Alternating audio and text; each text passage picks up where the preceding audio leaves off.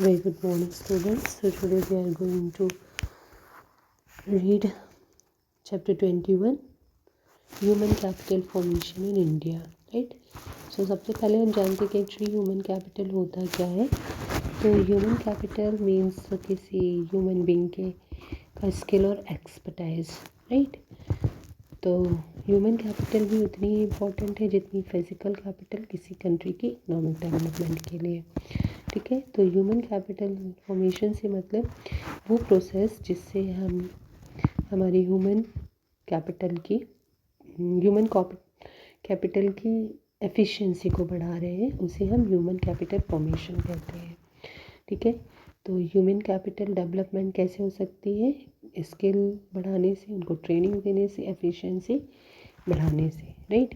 इसके लिए हमें उनको एजुकेशन प्रोवाइड करानी होगी, हेल्थ केयर फैसिलिटीज़ प्रोवाइड करानी होगी, तभी इट इज़ पॉसिबल कि हमारे यहाँ जो है वो स्किलफुल पीपल आ सके, हमारे पास एक हेल्दी ह्यूमन कैपिटल हो सके.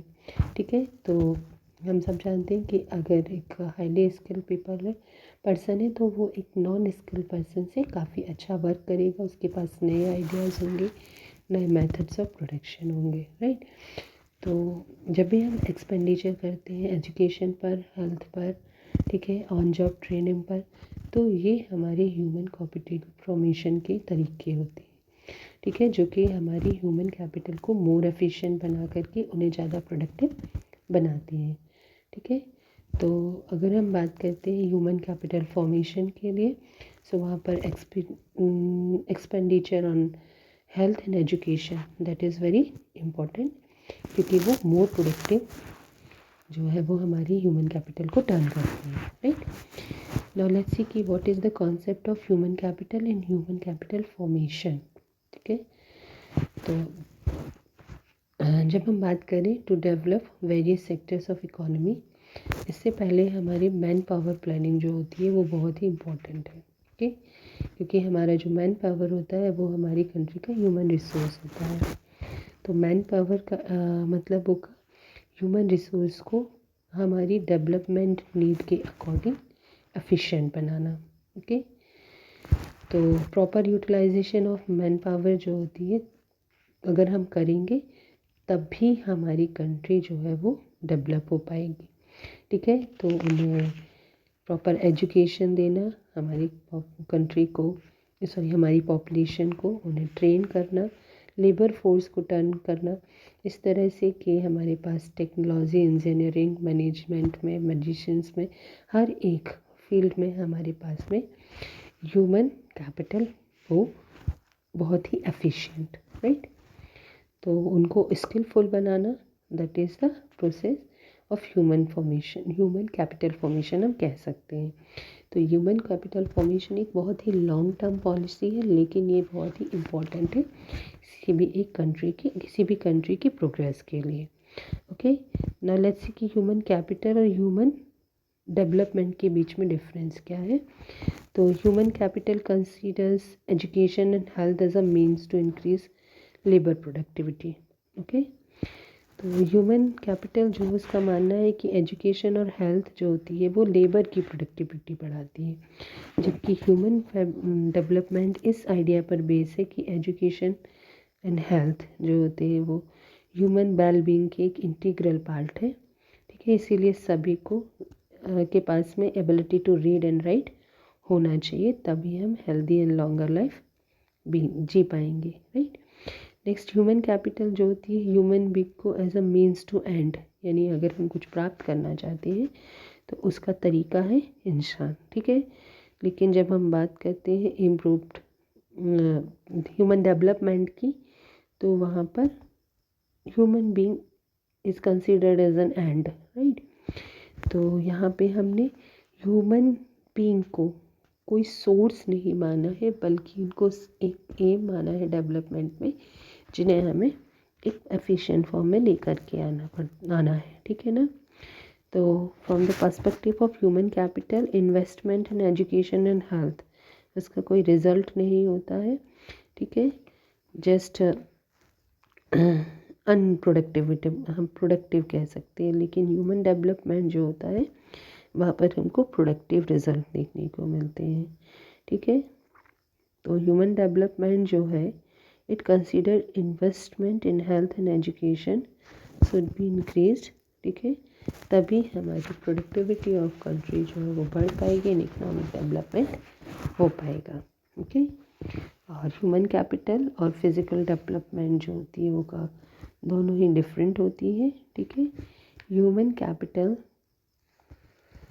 एंड फिज़िकल कैपिटल की अगर हम बात करें तो physical capital refers to all the machinery and capital assets. ठीक है, जो कि हमारे किसी भी बिजनेस को स्मूथली रन करने के लिए ज़रूरी होता है। एंड ह्यूमन कैपिटल जो होते हैं वो स्किल्स होती हैं, एबिलिटीज़ होती हैं। ठीक है, एक्सपर्टाइज एंड एक्सपीरियंस होता है जो कि किसी एम्प्लॉय के पास होता है। ठीक है, तो नॉन ह्यूमन चीज़ें जो है वो फिज़िकल कैपिटल है और ह्यूमन बीइंग जब एक्सपर्ट है, स्किल्ड है, तो वो हमारे ह्यूमन कैपिटल है। ओके, तो ये दोनों जब साथ साथ ही बिल्कुल बेनिफिशियली वर्क करेंगे तभी किसी भी कंट्री का डेवलपमेंट पॉसिबल है। ओके, नाउ लेट्स सी कि what are the determinants of human capital formation. So first one is health and nutrition. तो obviously poor health and undernourishment जो है वो हमारी ह्यूमन कैपिटल यानी मैन पावर के ऊपर एडवर्स इफ़ेक्ट डालेंगे। तो अगर हम चाहते हैं कि हमारी कंट्री की कंडीशन अच्छी हो तो हमें अपनी पब्लिक को adequate food, proper nourishment provide कराना ज़रूरी है। ठीक है, इसके साथ साथ adequate health and sanitation facilities भी प्रोवाइड करानी होंगी। ठीक है, next is education and training. तो second composition of human capital formation जो है वो है क्या, एजुकेशन एंड ट्रेनिंग फैसिलिटीज़। ठीक है, अगर हम इसमें इन्वेस्ट करते हैं यानी एजुकेशन में तो ये हमारी इकोनॉमिक ग्रोथ को बढ़ा देती है। ठीक है, तो अगर हम अपनी मैन पावर को बहुत ही अच्छे से यूटिलाइज करना चाहते हैं, ठीक है, तो इसके लिए हमें एजुकेशन और ट्रेनिंग पर खर्च करना ही होगा। Next is housing development. तो final component of human capital formation is the development of housing facilities. Okay, जो काफ़ी इम्पोर्टेंट डिटरमिनेंट है ह्यूमन रिसोर्स डेवलपमेंट का। तो इवन अंडर डेवलप्ड कंट्रीज़ जो है यहाँ पर स्पेशल इंसेंटिव लाए गए हैं ताकि प्राइवेट हाउस कंस्ट्रक्शन हो और लोगों को एक हेल्थी लिविंग कंडीशन प्रोवाइड की जा सके। ओके, अब देखते हैं कि what is the role of human capital formation in economic development. So it's really very important. तो first importance is the formation of human capital would tend to the change of traditional society into modern society. ठीक है, तो अगर हम human capital यानी हम health education, ठीक है, इसमें खर्च कर रहे हैं तो ये हमारी इकोनॉमिक डेवलपमेंट के लिए इसको प्रोवाइड करेगा। ठीक है, इसके साथ साथ प्रोडक्टिविटी बढ़ेगी हमारी फिज़िकल कैपिटल की। ठीक है, एंड ग्रोथ इससे बढ़ेगी। इसके साथ साथ हाई स्टैंडर्ड ऑफ लाइफ देखने को मिलेगा, ओके, जिससे डेवलपमेंट ऑफ ह्यूमन कैपिटल होगी। ओके, इसके साथ साथ ह्यूमन कैपिटल जितनी ही एडवांस होगी हमारे पास में इनोवेशंस होंगी, राइट। तो ऑब्वियसली हम चाहते हैं अगर कि हमारे यहाँ डेवलपमेंट हो किसी भी कंट्री में तो human capital formation is very important. Okay, तो सोसाइटी को में इक्वालिटी लाने के लिए, लोगों का पार्टिसिपेशन बढ़ाने के लिए, everything everywhere human capital formation is very important. Okay, तो इंडिया में ह्यूमन कैपिटल फॉर्मेशन को देखें तो we are facing a lot of problems, कि बहुत सारी प्रॉब्लम जो है वो हमारी ह्यूमन कैपिटल फॉर्मेशन के लिए हिंड्रेंस है। तो लेट्स सी कि क्या सबसे पहले तो हमारी कंट्री में जो ग्रोथ ऑफ पॉपुलेशन है that is really very fast, तो that gives an adverse effect on the quality of human capital. ठीक है, इससे per head availability of natural resources कम होती है जो कि एक बहुत बड़ी प्रॉब्लम है। ठीक है, सेकेंड इज़ दैट कि हमारे पास जितने भी स्किल्ड पीपल हैं, ठीक है, वो डेवलप्ड कंट्रीज़ की तरफ माइग्रेट हो रहे हैं और ब्रेन ड्रेन का जो थ्रेट है वो हमारी कंट्री में देखने को मिल रहा है।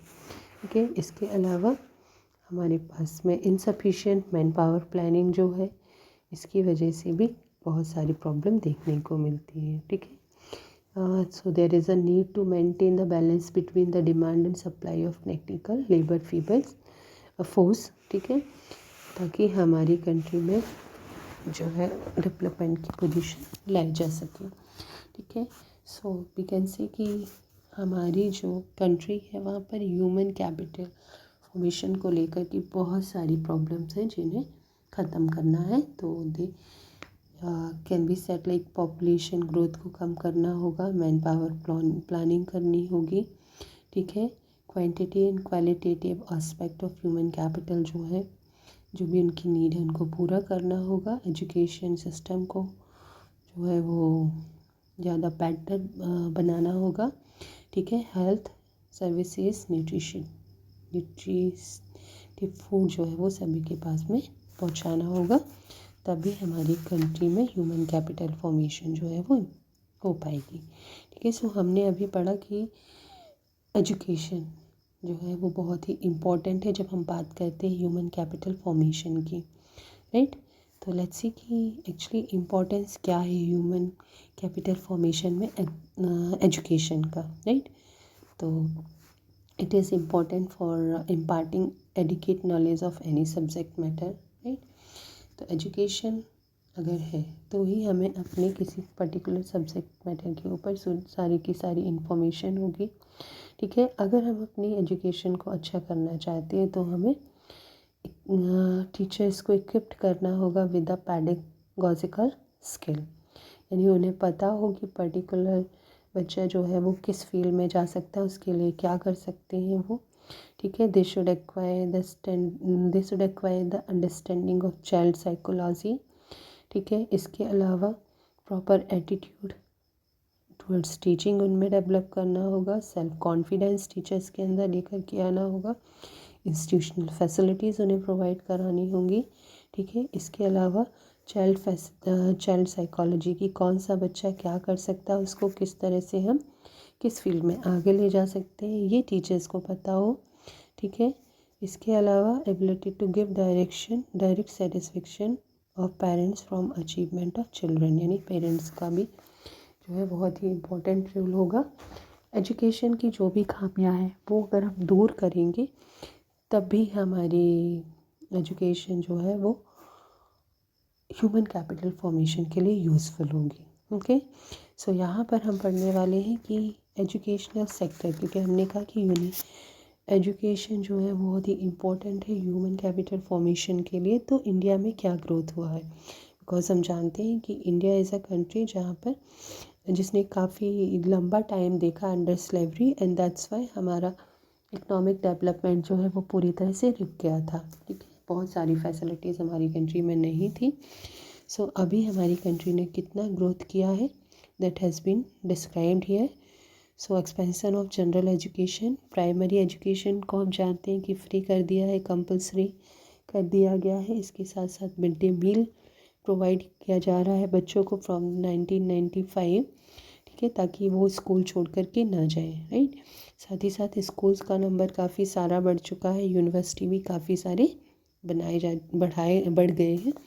ठीक है, इस्टेब्लिश किए जा चुके हैं ताकि लोगों के पास एजुकेशन की अवेलेबिलिटी ज़्यादा हो। ठीक है, इसके साथ साथ टेक्निकल एजुकेशन को भी काफ़ी डेवलप कर दिया गया है। ठीक है, तो गवर्नमेंट ने कई सारे industrial training institution, polytechnics, engineering colleges, medical dental colleges और मैनेजमेंट इंस्टीट्यूशन जो है वो इस्टेब्लिश किए हैं।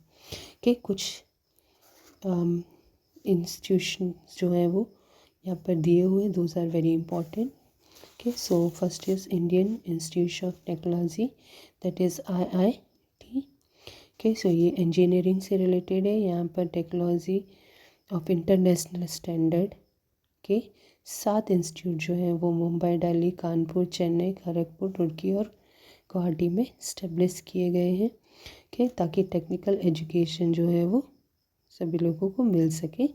ठीक है, डॉक्टरेट लेवल तक का।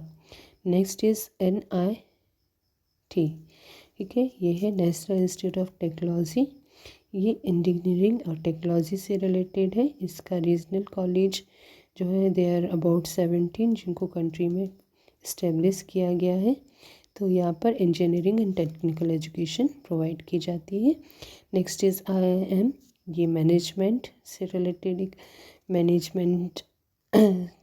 एक इंस्टीट्यूशन है कि इसके इंस्टीट्यूशन अहमदाबाद, बेंगलोर, कोलकाता, लखनऊ, इंदौर और कोझिकोड में इस्टेब्लिश किए गए हैं। अगर हम बात करें मेडिकल एजुकेशन की तो 28 मेडिकल कॉलेज, हम अभी बात करें सिर्फ गवर्नमेंट कॉलेजेस की, ठीक है।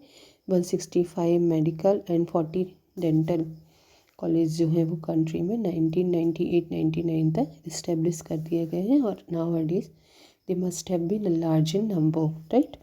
नेक्स्ट इज़ एग्रीकल्चरल एजुकेशन के लिए भी एग्रीकल्चरल यूनिवर्सिटीज़ को सेटअप किया गया है, ठीक है, ताकि प्रोडक्शन एंड प्रोडक्टिविटी जो है वो बढ़ाया जा सके, ठीक है। तो एग्रीकल्चर से related horticulture, animal husbandry, veterinary science के लिए एग्रीकल्चर यूनिवर्सिटीज़ को इस्टेब्लिश किया गया है। साथ ही साथ वुमेन एजुकेशन को जो है जो काफ़ी इम्पोर्टेंस एंड प्रायोरिटी दी गई है, क्योंकि कंट्री में वुमेन एजुकेशन की condition at the time of independence काफ़ी बुरी थी, ठीक है।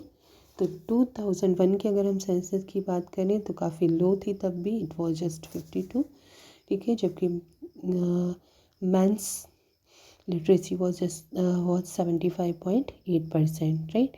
तो प्रायोरिटी दी गई है नेशनल पॉलिसी ऑफ एजुकेशन में वुमेन एजुकेशन को, ठीक है। इसके अलावा स्टेट गवर्नमेंट ने गर्ल्स ट्यूशन फ़ी को एग्जम्प्ट किया है अप टू यूनिवर्सिटी लेवल, ताकि लड़कियों का स्कूल छोड़ना और पढ़ाई छोड़ना कम हो सके। इसके साथ साथ वोकेशनल ट्रेनिंग का भी जो है वो प्रोविज़न लाया गया है।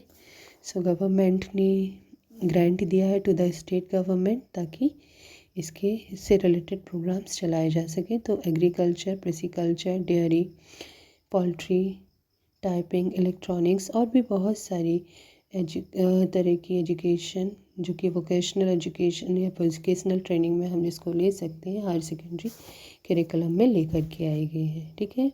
Next is growth of education.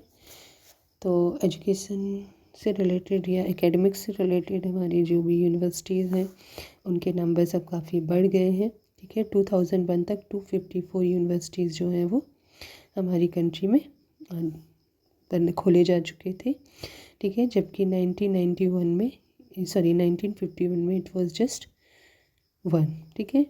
इन ओडिशा अभी तक हम जब बात करें 2001 की तो तब तक 9 means number of educational institute जो है वो काफ़ी सारे ज़्यादा हो चुके हैं। इसके साथ साथ नॉन फॉर्मल एजुकेशन जो है उसको 7th प्लान के बेस पर हमने स्टार्ट किया है। तो वो बच्चे जो 6 to 14 ईयर्स के हैं उनको एलिमेंट्री एजुकेशन का गोल या अचीवमेंट जो है वो करना ही है, ठीक है। तो जो फुल टाइम एजुकेशन के लिए नहीं जा पा रहे हैं उनको वॉलेंट्री ऑर्गेनाइजेशन के थ्रू जो है वो एजुकेशन देने की कोशिश की जा रही है, स्पेशली इन स्लम और रूरल एरियाज़ या हिल एरियाज़ में, राइट। तो वो बच्चे जो 6 to 14 ईयर के हैं पर वो जनरल एजुकेशन नहीं ले पा रहे हैं, सो उनके लिए स्पेशल प्रोविज़न किया गया है अंडर नॉन फॉर्मल एजुकेशन। इसके साथ साथ इंडियन लैंग्वेज एंड कल्चर जो है इसको भी encouragement दिया गया है in all the syllabuses whether of science, technology, dictionary, books, question paper सब कुछ को रीजनल लैंग्वेजेस में ट्रांसलेट करने का प्रोविज़न किया गया है, राइट, ताकि हमारी कंट्री का कल्चर, हिस्ट्री जो है वो भी आगे बढ़े, के साथ ही साथ एडल्ट एजुकेशन वो पर्सन जो 15 to 35 ईयर्स के बीच में है लेकिन वो पढ़ाई नहीं कर पाए हैं सम और अदर रीज़न से, उनके लिए भी प्रोविज़न बनाया गया है अडल्ट एजुकेशन के फॉर्म में, ओके। इसके अलावा साइंस एजुकेशन की कंडीशन जो है उसको भी अच्छा करने के लिए कई सारे कोशिश किए गए हैं, ठीक है। तो इसके अंदर upgradation of science laboratories, development of teaching material, okay, science and mathematics teachers अच्छे लाना, ओके। सो साइंस एजुकेशन को बढ़ावा दिया जाना जो है ये भी गवर्नमेंट ने इंश्योर किया है कि इसके साथ साथ according to 93rd amendment of constitution सबके लिए एजुकेशन को कंपलसरी बना दिया गया है। ठीक है, it's a fundamental right now, ताकि सारे बच्चों को, हर एक पर्सन को एजुकेशन दी जा सके। राइट, सो इसके लिए सर्व शिक्षा अभियान जो है वो भी लॉन्च किया गया ताकि हमारी कंट्री में एजुकेशन की कंडीशन जो है वो अच्छी हो सके। ठीक है, फिर भी हमारे पास में बहुत सारे प्रॉब्लम्स है एजुकेशन को लेकर के, those are to be solve. So lack of infrastructure, यानी स्कूल की बिल्डिंग्स ना होना, स्कूल्स तक रोड ना होना, ये भी एक प्रॉब्लम है। हमारे पास जो भी कॉलेजेस एंड यूनिवर्सिटीज़ हैं, वर्ल्ड लेवल पर वो किसी भी रैंक में नहीं है। ठीक है, system of education is also not so good. Education जो हम प्रोवाइड करा रहे हैं और जिसकी रिक्वायरमेंट है वो भी, उन दोनों के बीच में भी बहुत डिफरेंस है। इसके अलावा जेंडर इश्यूज़ भी देखने को मिलते हैं और एजुकेशन जो है वो काफ़ी कॉस्टली भी है। तो these are the problems in education जिनको दूर करने की ज़रूरत है, तभी हमारी कंट्री में स्किलफुल ह्यूमन कैपिटल जो है वो मिल पाएगी। Right, so this was all about the chapter human capital formation. Okay, so goodbye for today. Have a nice day.